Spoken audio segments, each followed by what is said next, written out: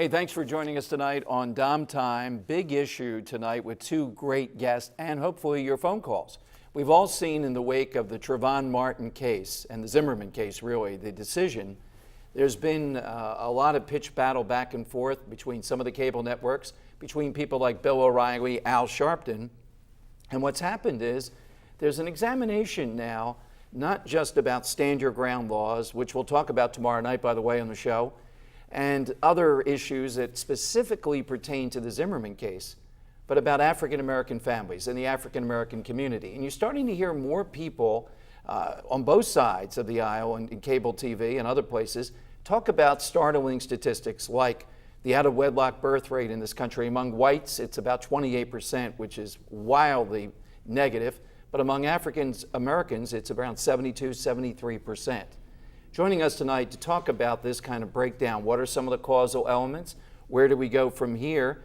Welcome back to the show, Natasha Lewis. Natasha is an author and an online radio star. And joining us is kind of a guy we've had on several issues like this. Asa Khalif is the founder and president of Racial Unity. Welcome back to both of you. Thank you for having me. Now, I am an observer of somebody that picks up on little things that I find to be interesting that move the conversation along. Natasha, before we went on, we were talking about, and we'll get to things I want to talk about tonight, like some of these statistics and your book. But you said on the online show that you have some African Americans who believe, in my view, very strangely, that desegregation is a major reason, meaning assimilation, blacks and whites together. I live in the Mount Airy, Germantown, where it's commonplace. Interracial marriage is way up in these groups and every other group. Correct. How in the world can they make the case that desegregation is an element that's really hurting the black community? Well, one of the things that people brought up last night on the show was that they felt like assimilation was the thing that was one of the key reasons that broke up our family. It taught us to, move out of the community, but it also took away our role models. So when there's no role models there, then all of a sudden you start to look to other elements to be the role models, or and I would say this to you too. I don't have this issue, that I'm from South Philly, Italians, whatever. Dom's gone Hollywood. He's not standing around with a chain, which I used to have, and a roll of 20s in his front pocket. Yes. But when Natasha said there's sometimes African Americans, if you move on, you do well, etc., you're not seen as authentic if you're not still in the community. It's got to be quite a burden. Is that necessary? Well, it is a burden, but I don't think that African Americans who do well should feel guilty concerning that.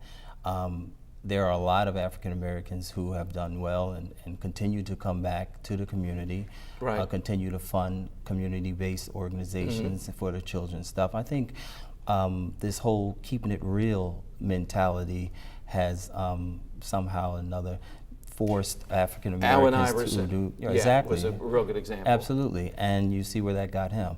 So that type of mentality is passed down from generation to generation. It's affecting our young boys and girls at this point. To do well is not is a badge of honor that you should wear and should be proud of. It's not something that you should be condemned for. Let's go to your book, Natasha, and talk. You talk about the unreachable in your book, and you talk about rappers and other elements that are kind of out there. And I think we had to be careful. The Trayvon Martin Zimmerman case, we have an actual battle here and violence and a dead teenager, but it has opened up this whole discussion of some of the elements for African American youth and some white kids too. What do you say about the unreachable? Who's the unreachable that you're talking about in your book? Well, one of the things that I talked about, I went to a prison and I asked the kids there, who are the unreachable? One kid raised his hand, we are. No, we are. The people who can do more but refuse to do. We talked about folks moving out into the suburbs, but we need to be the ones out there mentoring our nephews, our nieces. We need to be the role models. It doesn't take, some other elements. It takes us to be there for them. Let's talk about leadership. You guys are, I know Natasha a little bit, but I know you for years. You've been seen as a leader against various forms of discrimination, be it racial or sexual orientation. Al Sharpton, I would say, like it or not, is the premier African American leader in the country, other than the president, of course. Right. How do you buy that? And if so, in the media eyes.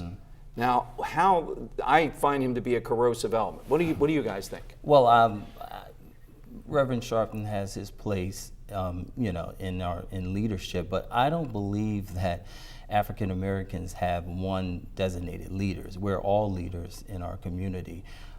We may not get the press, of course, that a lot of that Jackson and Sharpton have, but there are many, many leaders out in the community, grassroots leadership to this day that never go unnoticed and are very fixated. Yeah, but that's the point, isn't it? Yeah. I would agree they're exhibiting leadership, but I'm talking about media recognition. Well, yeah. How do you feel when you see that?